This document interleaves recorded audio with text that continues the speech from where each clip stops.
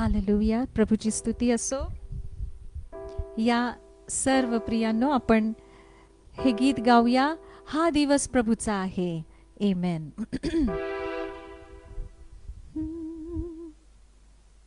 या सुरू करू.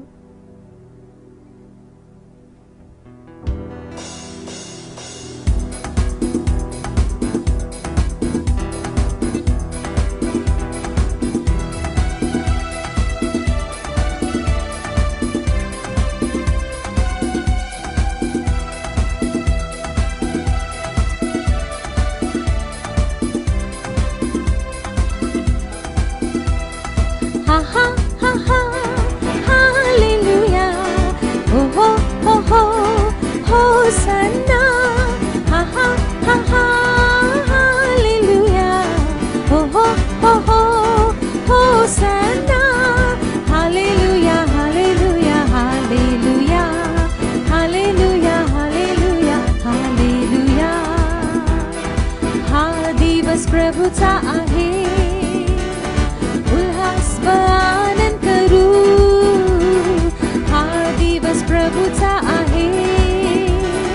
उल्हास व आनंद करू. स्वर्गाच्या देवाला स्तुतीचे गीत गाऊ. स्वर्गाच्या देवाला स्तुतीचे गीत गाऊ. तो सामर्थ तो यीशु देव युगानुयुग आहे. तारक तो सामर्थ तो यीशु देव युगानुयुग आहे. चला हो आता त्याकडे महिमा स्तुती वर्णू. चला हो आता त्याकडे महिमा स्तुती वर्णू. किती थोर तो दे सर्वस आपणा दिले. किती थोर तो दे सर्वस्व आपणा दिले. तारक तो सामर्थ तो यीशु देव युगानुयुग आहे. तारक तो सामर्थ तो यीशु देव युगानुयुग आहे. आहा आहा हालेलुया. हो हो हो हो होसन्ना. आहा आहा हालेलुया. हो हो हो हो Hosanna. Hallelujah hallelujah hallelujah hallelujah hallelujah hallelujah. त्याचा अनुभव घ्या किती तो चांगला आहे. त्याचा अनुभव घ्या किती तो चांगला आहे. सैतानी बंधनातून आम्हा तो सोडवितो. सैतानी बंधनातून आम्हा तो सोडवितो. तर गाऊ तारक तो सामर्थ तो यीशु देव युगानुयुग आहे. तारक तो सामर्थ तो यीशु देव युगानुयुग आहे.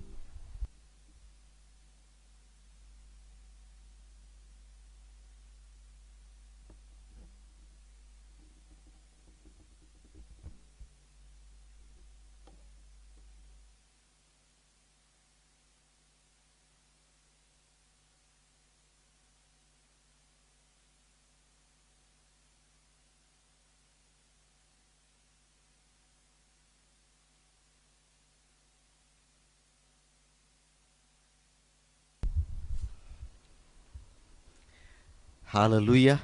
आपण प्रार्थना करूया. पिता परमेश्वर प्रभूजी, तुझं वचन आम्ही ऐकण्यास जात असताना तुझं पवित्र आत्म्याची कृपा तू आम्हाला दे.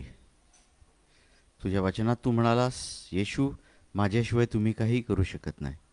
तू मदत कर यासाठी की आम्ही वचन समजावं आणि प्रभूजी आमच्या जीवनामध्ये ते लागू करून घ्यावं, असं होऊ देत अशी विनंती आणि प्रार्थना मी करतो. येशूच्या नावात मागतो म्हणून तो ऐक. आमेन.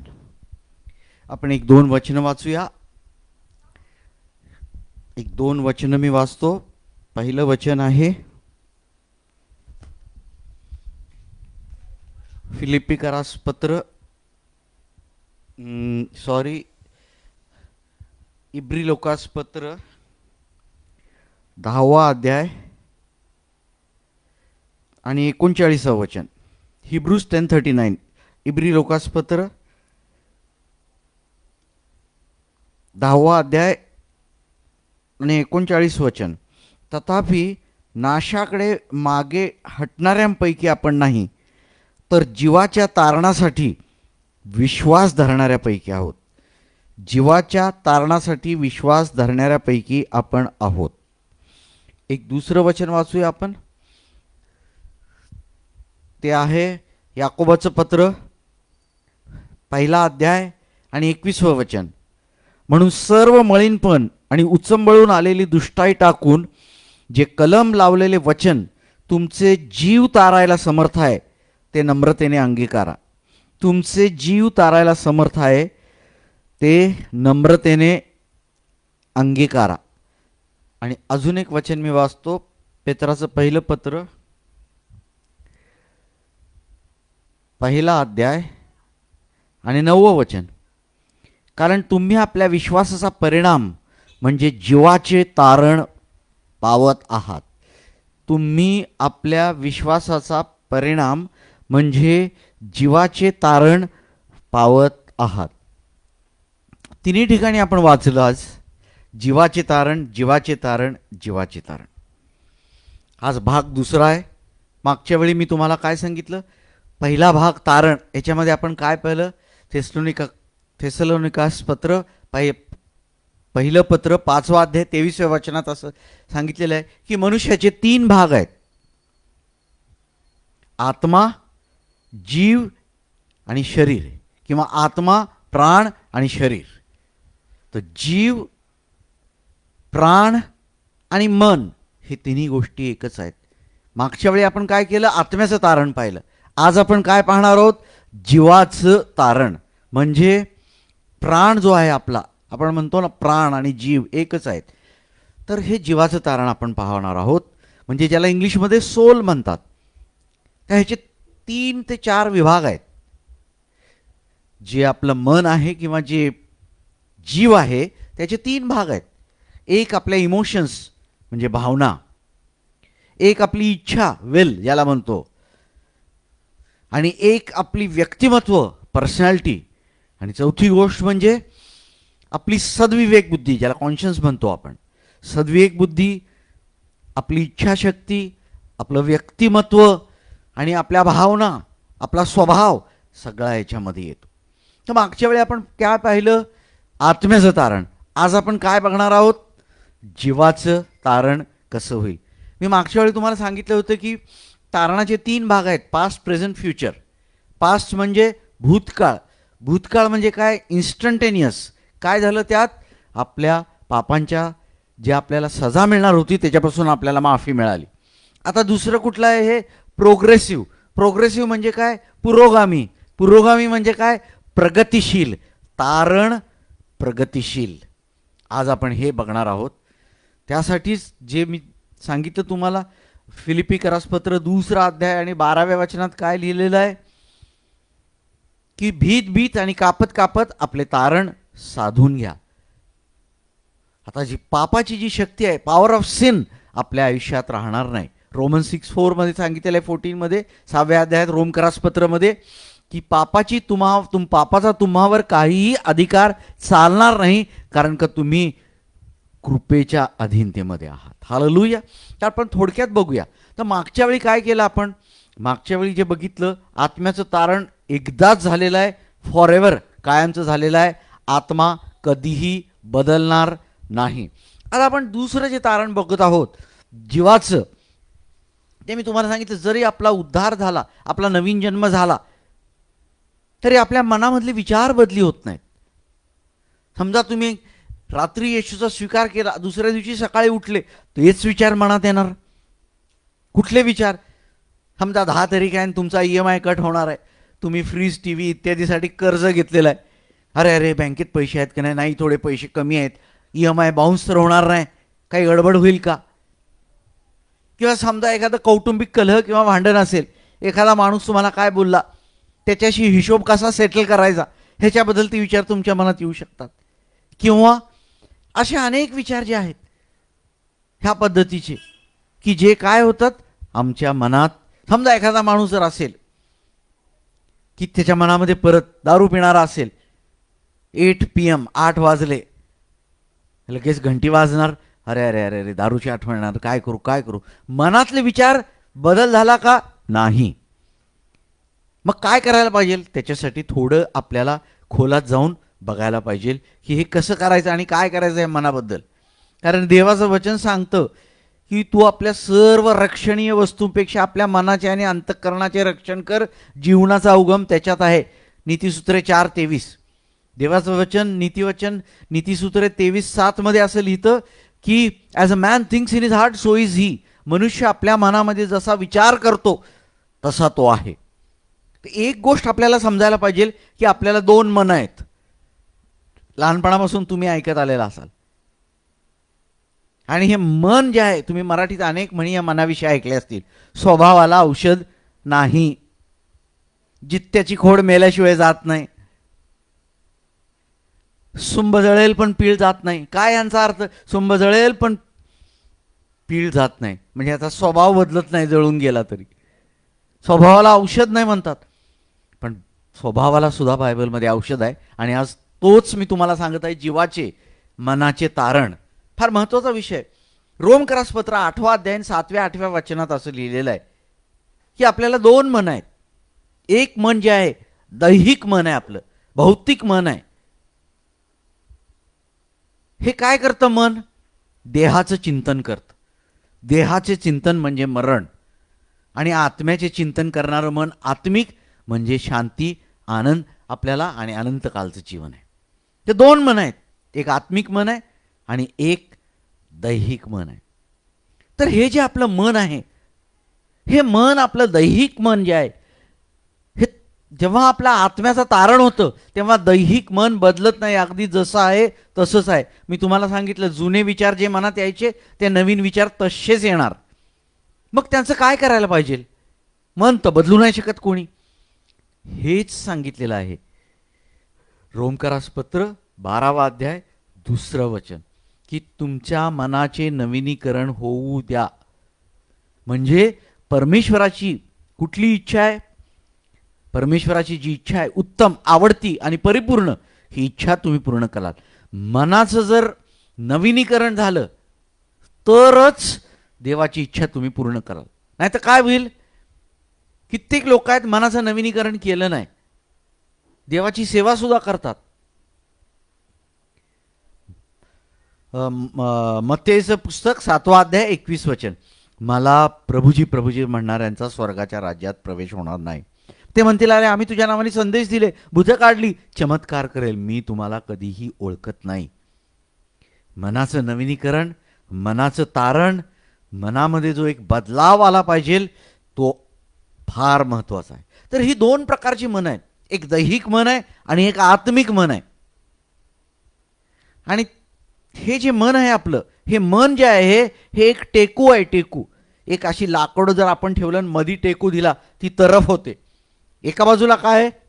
दैहिक मन. एका बाजूला दैहिक जीवन नकारात्मक, दुसऱ्या बाजूला आत्मिक जीवन सकारात्मक. जिथं तुम्ही जास्ती लोड टाकाल ती बाजू भारी होणार. मग तुम्ही जास्ती कुणाला जास्ती वेळ देणार, कुणाला जास्ती प्रेफरन्स, प्रायोरिटी किंवा हे देणार, अपेक्षा करणार ज्याच्याकडून जास्ती? आत्मिक मनापासून आपल्याला केली पाहिजे. आपलं जी हे प्रेषित पौलुसने जे लिहिले रोमक्रासपत्र 12वा अध्याय, तुमचं नवीनीकरण होऊ द्या, या जगाच्या समरूप होऊ नका, हे कुणाला लिहिले माहिती आहे का? रोम इथल्या विश्वासी लोकांना लिहिलेलं आहे. कोण होते रोम इथले विश्वासी लोक? त्यांचा नवीन जन्म झाला होता, मग आत्म्याने भरलेले होते आणि पाण्यात बुडून बाप्तिस्मा घेतला होता, अजून अन्य भाषामध्ये बोलत होते, चारही क्वालिटीज त्यांच्याजवळ होत्या. तरी प्रेषित पौलुस म्हणतो की तुमच्या मनाचे नवीनीकरण होऊ द्या. याचा अर्थ असा आहे की आत्म्याचं तारण हो झालं, बाप्तिस्मा घेतला हो घेतला, अन्य भाषेत बोलता हो बोलतो, पवित्र आत्म्याने भरला हो भरला, मनाचं नवीनीकरण झालं. आम्हाला कोणी शिकवलंच नाही मनाचं नवीनीकरण व्हायला पाहिजे. पश्चातापाची प्रार्थना करा, पाण्याचा बाप्तिस्मा घ्या, झालं काम. ही तर एक मोठी हिच आहे. काम 1/3 म्हणजे 33% पूर्ण झालंय. अहो पासिंग सुद्धा 35%ला आहे. म्हणून प्रभुजी प्रभुजी म्हणणाऱ्यांचा स्वर्गाच्या राज्यात प्रवेश नाही. मन ठीक नसेल तर तशीच कामं होणार. भले चमत्कार केले आणि अजून काय काय संदेश दिले, पण आपलं वैयक्तिक जीवन जर बदललं नाही, कारण का मनुष्य मनामध्ये जसा विचार करतो तो तसा आहे, तर स्वर्गाच्या राज्यात प्रवेश करणं. म्हणून येशूने म्हटलं, मुलांसारखे तुम्ही लहान झाला नाही, त्याच्यासारखं तुमचं मन झालं नाही, इनोसंट असतात मुलं, तर स्वर्गाच्या राज्यात तुमचा प्रवेश होणारच नाही. तर आपलं मन जे आहे त्याच्यामध्ये सर्व गोष्टी, जीवनाचा उगम जो आहे तो कुठे आहे? त्याच्यामध्येच आहे. एक उदाहरण देतो, कार्नल माइंड आणि स्पिरिच्युअल माइंड, दैहिक मन आणि आत्मिक मन. समजा 1 तारीख झाली, तुमचा पगार आला, 20,000 रुपये पगार आहे तुमचा, समजू आपण 20,000 रुपये पगार आला, आणि ही तर सगळी बिलं आहेत तुमची, विजेचं बिल, धोब्याचं बिल, किराणा मालाचं बिल, कामवाल्या बाईचं बिल आणि इत्यादी, आणि ती बिलं झाली 21,000 आणि पगार किती आलाय? 20,000. आणि त्यात दशांश तर हिशोबातच घेतला नाही आपण, दान आणि दशांश. तेवढ्यात तुमचं आत्मिक मन म्हणतं पहिला दशांश बाजूला काढ. लगेच दैहिक मन म्हणतं, अरे तू जर दशांश बाजूला काढला, एक तर तुझ्याजवळ 20,000 रुपये, बिलं 21, अजून त्यातून 2,000 दशांश काढला, कमी राहतील 18,000. तेवढ्यात दुसरं मन, आत्मिक मन सांगतं, अरे देवाचं वचन सांगतं, द्या तुम्ही म्हणजे तुम्हाला देण्यात येईल, भरून हलवून ओमडतं हो देण्यात येईल, तुम्हाला ओसांडून वाहणारं देण्यात येईल. लूक 6:38. मन तुम्हाला म्हणतं, अरे कमी होईल, नको दिवस, ह्यावेळी तू दशांश नको देऊ, पुढच्या महिन्यात बघू आपण काय करायचं. नाही नाही नाही नाही, तुम्ही म्हणणार अरे नाही जमणार. तेवढ्यात देवाचं वचन येतं मलाकी 3:3, अरे तू दशांश दिला तर देव आकाश कपाट उघडून आशीर्वाद देईल. दैहिक मन म्हणता, अरे ते तुझ्यासारख्या सामान्य लोकांसाठी नाही, ते जे मोठे मोठे पास्टर आहेत जे वचनाचा प्रचार करतात त्यांच्यासाठी आहे हे वचन. शेवटी तुम्ही इकडचं तिकडचं करता करता दशांश चुकवता, आणि जे देहातलं मन जे सांगतंय तेच तुम्ही करता. बघितलं, आत्मिक मन सांगत होतं, दैहिक मन सांगत होतं. तुमचा टेकू जो आहे कुणाच्या बाजूला गेला? तुम्ही सगळे दैहिक मनाच्या बाजूला गेला. आणि काय झालं? आणि तुम्ही जे करायला पाहिजे होतं ते तुम्ही केलंच नाही. समजलं का तुम्हाला? तर यासाठी मनाचं नवीनीकरण जे आहे ते अत्यंत आवश्यक आहे. मनाचं नवीनीकरण जर नाही झालं तर आपला जो पुढचा जो आत्मिक वाढ आहे, पुरोगामी प्रगतिशील तारण आहे, ते आपलं पुरं होऊ शकणार नाही. त्यासाठी आता मनाचं तारण कसं करायचं ह्याच्या आधी मी तुम्हाला 1-2 उदाहरणं सांगतो, तुम्हाला नक्की समजेल. गावी वगैरे किंवा इव्हन इथं मुंबईत सुद्धा बाजार भरतो ना, दर गुरुवारी बाजार भरतो. एका गावात एक माणूस राहत होता आणि त्या गावामध्ये दर गुरुवारी बाजार भरायचा. हा माणूस दर गुरुवारी बाजारात जायचा. काय करायचं माहिती आहे? 2 कुत्रे होते त्याच्याजवळ, एक पांढरं कुत्रं आणि एक काळं कुत्रं. तो काय करायचा? त्यांची भांडणं लावून द्यायचा तिथे, जशी कोंबड्यांची झुंज वगैरे होती तशी. आणि काय करायचा? लोक पैस लावायचे, ह्याचा फायदा व्हायचा. दर गुरुवारचा ह्याचा क्रम ठरलेला होता. एका गुरुवारी पांढरा कुत्रा जिंकायचा, दुसऱ्या गुरुवारी काळा कुत्रा जिंकतो, तिसऱ्या गुरुवारी पांढरा. हे लोकांना समजायचं नाही असं कसं होतंय, हा तर लांब बसलेला आहे आणि कुत्रे भांडतायत आणि हे आपल्याला अंदाज लावता येत नाही, असं कसं.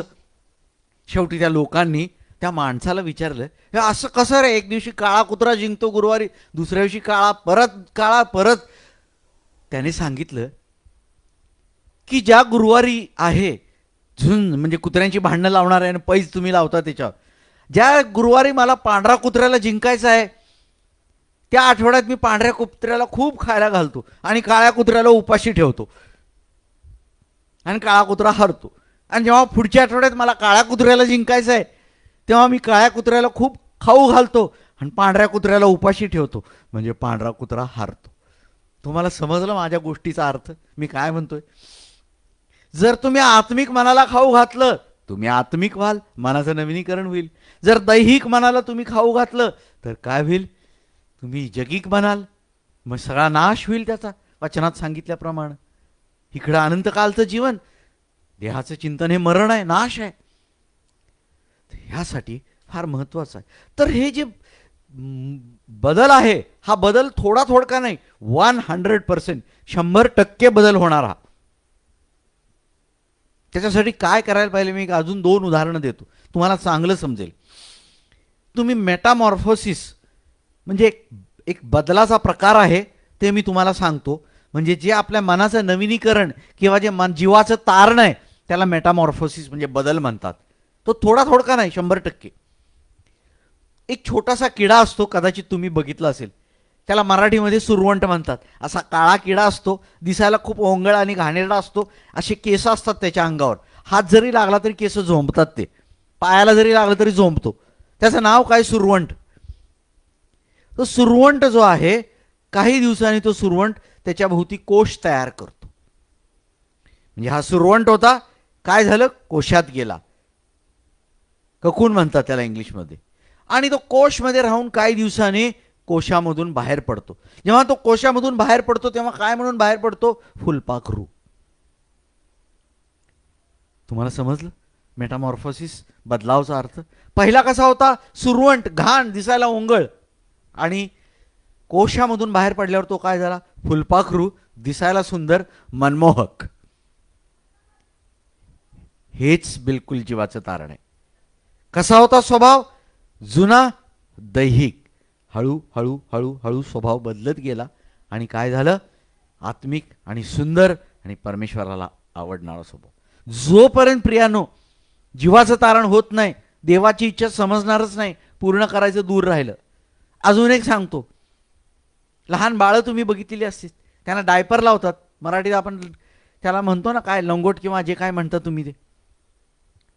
बाळ किती सुंदर छान असलं तर काही वेळाने काय करावं लागतं? तो डायपर बदलावा लागतो. का? तो डायपर घाण होतो सुसू किंवा शिशीमुळे. मग काय करते बाळाची आई? तो डायपर बदली करते, तो भाग साफ करते, नवीन डायपर लावते. बरोबर का? जो जुना डायपर आहे त्याच्यावर थोडंसं पावडर मारते, अत्तर लावते, स्प्रे सेंटचा मारते आणि दुसरा डायपर चढवते का? नाही, बाळाला त्रास होईल, पुरे रॅशेस लाल लाल होऊन जाईल. काय करायला पाहिजे? जुना लंगोट किंवा डायपर काढून त्याच्या जागी नवीन डायपर लावला तर ते बाळ व्यवस्थित राहील. त्याप्रमाणे आपला जो जुना स्वभाव आहे, दैहिक स्वभाव आहे, तो पूर्णपणे गेला पाहिजे तरच नवीन स्वभाव, आत्मिक स्वभाव येईल. थोडा थोडका नव्हे, पूर्णपणे 100%. एका दिवसात जाईल का? बिलकुल नाही. कधी ह्याची सुरुवात होईल बदलायला? ज्या दिवशी तुमचं तारण झालं त्या दिवशी, जेव्हा तुम्ही पश्चातापाची प्रार्थना केली. कधीपर्यंत चालू राहील? येशू येस्तोपर्यंत. किंवा जर आधी मेलोन स्वर्गात गेलो तर तिथे गेल्यावर जेव्हा तुम्ही येशूला पाहाल, कारण जेव्हा तुम्ही त्याला पाहाल तुम्ही त्याच्यासारखे व्हाल. देवाचं वचन सांगतं त्याच्यासारखे व्हाल म्हणजे तुमचं मन सुद्धा त्याच्यासारखं होईल. हालेलुया. ही गोष्ट समजून घेणं फार आवश्यक आहे. तर मग नक्की काय आपल्याला करायला पाहिजे? आपल्याला काय करायला पाहिजे? आपल्या मनाचं नवीनीकरण केलं पाहिजे. आणि हे नवीनीकरण म्हणजे थोडं थोडकं नव्हे, संपूर्ण आणि 100%. मग हे कसं करायचं नवीनीकरण? पहिल्यांदा एक गोष्ट ओळखून घ्या. तुम्ही हे लक्षात आणा की माझ्या मनामध्ये जे विचार आहेत ते विचार चांगले नाहीत, स्वच्छ नाही आहेत, डर्टी, घाणेरडे विचार आहेत माझ्या मनामध्ये. हे काय करायला पाहिजे? कबूल, मान्य करायला पाहिजे आपल्याला. घाणेरडे म्हणजे काय? व्यभिचार, जारकर्म, कामवासना, कुवासना, असे विचार का? नाही नाही नाही. मग कसले विचार?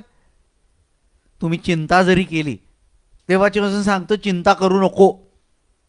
आकाशातील पक्ष्यांना बघ. आणि चिंता करून तुम्ही आयुष्याची दोरी एक सूतभर तरी वाढवास समर्थ आहात का? नाही. मग कशाला चिंता करता? कंटिन्युअस एखादा माणूस जर चिंता करत बसला मनामध्ये, तो विचार पण चांगला नाहीये, देवाच्या वचनानुसार नाहीये. तो काय केलं पाहिजे? मान्य करा. पहिलं रिअलाइज म्हणजे जाणीव झाली पाहिजे की माझं तारण आत्म्याचं झालंय, पण मनातले विचार बदलले नाहीत अजून. काय करा मग? पश्चाताप करून हे घाणेरडे विचार सोडून द्या. आणि काय करा? प्रार्थना करा परमेश्वराकडे. योहानाचं पहिलं पत्र 1 अध्याय 9व्या वचनात सांगितलेलं आहे की त्याचा पुत्र प्रभू येशू ख्रिस्ताचे रक्त आपल्याला सर्व पापांपासून क्षमा करते. मग काय देवाला प्रार्थना करा? देवा, तुझ्या पुत्राचं रक्त, येशूचं रक्ताने मला तू साफ कर, जुने विचार माझे जाऊ देत. आणि तो विश्वास योग्य आहे, जरूर तुमचं काम करेल. मग ह्याच्यानंतर काय करायला पाहिजे? एक निर्णय तुम्हाला घ्यायला पाहिजे. कुठला निर्णय? मी बदलणार आहे. मी जुन्या गोष्टींच्याकडे जाणार नाही, जुने विचार करणार नाही, सगळं सोडणार. हा एक निश्चय तुम्ही मनात करा. निश्चय केल्यावर काय करायचं? ते विचार मनातून गेल्यानंतर मन खाली ठेवायचं नाही. फार गडबड होईल. Empty mind is devil's workshop. लगेच शैतान घुसेल एम्प्टी केल्यावर. काय करायचं? जुने विचार काढल्यानंतर त्याच्यामध्ये नवीन विचार घालायचे मनामध्ये. कुठले विचार? फिलिपिकरास पत्र 4 अध्याय आणि 8व्या वचनात असं लिहिलेलं आहे की जे सत्य विचार आहेत, जे प्रामाणिक विचार आहेत, जे धार्मिक विचार आहेत, जे काही प्रशंसनीय आहे, जो कुठला चांगली गोष्ट आहे, ह्याच्यावर तुम्ही मनन करा. चांगले विचार, प्रशंसनीय विचार, सत्य विचार, न्यायीपणाचे विचार, आलं का लक्षात? धार्मिकतेचे विचार हे आमच्या मनामध्ये कायम त्याचं मनन चाललं पाहिजे. ह्यालाच म्हणतात बरं का जीवाचं तारण. वेगळं काही नाही आहे. मनातले विचार जोपर्यंत बदलत नाहीत तोपर्यंत, मी मगाशी सांगितलं, सुंब जळेल पण पीळ जायचा नाही. हे विचार जे आहेत हे काय झाले पाहिजे? चांगले विचार, चांगले गुण, ह्याचा तुम्ही ह्याच्यामध्ये. मग त्याच्यानंतर काय करा की हे विचार मनामध्ये असताना फिक्स युअर माइंड्स, तुमचं मन सेट करा. कुठल्या गोष्टीवर? की जे स्वर्गीय वस्तू आहेत, जे स्वर्गीय, जसं कलसीकरात पत्र लिहिलेलं आहे, स्वर्गीय वस्तूवर तुम्ही आपलं लक्ष लावा. आणि काय करा? त्याच्यामध्ये परिपूर्ण व्हायचा प्रयत्न करा. मॅथ्यूज 5:48 मध्ये असं लिहिले, be a perfect as your heavenly father is perfect. जसा तुमचा स्वर्गीय पिता पूर्ण आहे त्याप्रमाणे तुम्ही पूर्ण व्हायचा प्रयत्न करा. हे वचन तिथं लागू होतं की आपलं मन हे बदली झालं पाहिजे, आपले विचार बदली झाले पाहिजेत. नाहीतर जीवन बदलणार नाही आणि आयुष्य सुधारणार नाही. नकारात्मक ते नकारात्मक राहील, जीवन बराच सकारात्मक होणार नाही. आणि जर समजा आम्ही नाही केलं, समजा तुम्ही म्हणाल मनाचं नवीनीकरण नाही करत, काय होईल? डबकं माहिती आहे आणि वाहणारं पाणी माहिती आहे. वाहणारं पाणी शुद्ध असतं आणि डबकं घाणीने भरलेलं असतं. मना नवीनीकरण नाही केले, तेच घाणेरडे डबक्यातले विचार, घाण, रोगजंतू, रोगराई, मृत्यू. आणि मग आत्मिक रीतीने वाढणार नाही तुम्ही कधी. आणि काय होऊन जाणार? ड्राय होऊन जाणार, एकदम सुखेपणा येणार आत्मिक जीवनात. काय मिळवलं मग एवढं करून? मनाचं नवीनीकरण एकदम पिवटल पॉइंट आहे. तो जर नाही केला तर देवाचे आशीर्वाद जे आहेत, वचन जे आहे, ते मी तुम्हाला सांगणार आहे कसं लागू होईल आणि कसं तुम्हाला देईल. जरा अवघडच आहे. जोपर्यंत आपण, मग जेव्हा तुम्ही, दुसरी महत्वाची गोष्ट, जेव्हा तुम्ही मनाचं नवीनीकरण करता तेव्हा तुम्हाला समजतं की देवाची गुड, ॲक्सेप्टेबल आणि परफेक्ट विल काय. गुड म्हणजे उत्तम, ॲक्सेप्टेबल म्हणजे आवडती, आणि परफेक्ट म्हणजे परिपूर्ण. देवाची इच्छा काय आहे? जोपर्यंत देवाची इच्छा समजत नाही तुम्ही पुरी कशी करणार? मग जेव्हा तुम्ही देवाची इच्छा पूर्ण कराल त्यासाठी काय आवश्यक आहे? पहिलं मनाचं नवीनीकरण. प्रियानो, एका दिवसात होणार नाही. जेव्हा तुम्ही सुरू कराल हळूहळू टप्प्याटप्प्याने, आज 5%, 1 महिन्यानं 10%, 2 वर्षानं 50%, असं हळूहळू हळूहळू वाढत जाईल. तर ह्यासाठी देवाची इच्छा पूर्ण करणं का महत्वाचं आहे? आपण प्रार्थना करतो ना प्रभूची, जसे स्वर्गात तसे पृथ्वीवर तुझ्या इच्छेप्रमाणे हो. मनाचं नवीनीकरण केलं, देवाची इच्छा पूर्ण केली, स्वर्ग पृथ्वीवर येईल आणि तुम्हाला सर्व प्रकारचा आनंद, आशीर्वाद, सुख, शांती, खुशी हे मिळेल. मनाचं नवीनीकरण नाही केलं, जीवाचं तारण होणार नाही. म्हणून देवाचं वचन मी आता वाचलं, रोमकरास पत्र 1:21 मध्ये काय लिहिलेलं आहे की सर्व प्रकारची मलिनता आणि दुष्टभाव जो आहे तो तुम्ही काढून टाका आणि नम्रपणे देवाचे वचन अंगीकारा. म्हणजे काय होईल? स्वीकार करा. म्हणजे काय होईल? म्हणजे जे देवाचे वचन आहे ते तुमच्या जीवाचं तारण करण्याचं सामर्थ्य त्याच्यात आहे. वचनामध्ये सामर्थ्य आहे. कुठलं सामर्थ्य आहे? जीवाचं तारण करायचं. पण जीवाचं तारण वचनामध्ये सामर्थ्य आहे म्हणजे वचन कोणाचंही जीवाचं तारण नाही करणार. पहिल्यांदा काय करावं लागेल? पहिल्यांदा मनाचं नवीनीकरण केलं पाहिजे, त्याशिवाय जीवाचं तारण होणार नाही. नाही तर चर्चमध्ये बसलेल्या सगळ्याच लोकांच्या जीवाचं तारण जर वचन डायरेक्टली काम करणार असलं, त्याचं सामर्थ्य तुमच्या मनात सोडणार असतं, तर जे चर्चमध्ये येऊन बसतात शेवटच्या बाकावर, अर्ध लक्ष असतं अर्ध नसतं, त्यांनाही तेवढी शक्ती वचनाची मिळेल जे पहिल्या बाकावर बसतात. असं नाही आहे. देवाच्या वचनाचं सामर्थ्य, वचनामध्ये सामर्थ्य आहे. ते सामर्थ्य तुमच्या मनाचं तारण करायला तेव्हा काम करेल जेव्हा तुम्ही मनाचं नवीनीकरण कराल. मग काय करायला पाहिजे? देवाचं वचन तुम्ही काय करा? स्वीकारा नम्रपणे. आणि काय करा? निश्चय केलेल्या वचनाप्रमाणे देवाचं वचन जे आहे, मेक इट वर्क. देवाच्या वचनाला काय करा? नवीनीकरण केल्यावर तुमचं जे विचारधारा, विचारसरणी आहे ती तुम्ही काय करा? बदली करून टाका. त्याच्याने काय होईल? नवीनीकरण होईल. आणि मनाचं तुमच्या नवीनीकरण झाल्यावर काय होईल? मग परमेश्वराचं वचन मनामध्ये लागू करा. म्हणजे ते वचन येऊन तुमच्या मनाचं तारण, तुमच्या जीवाचं तारण करेल. आणि मगाशी आपण वाचलं इब्री लोकासपत्र 10:38 मध्ये की आपण असे लोक नाही आहेत की जे मागे हटू. मग आपण कसे लोक आहोत? आपण ते लोक आहोत, विश्वासी लोक आहोत की ज्यांच्या जीवाचं तारण होईल. असे आपण विश्वासी. My soul will have no pleasure.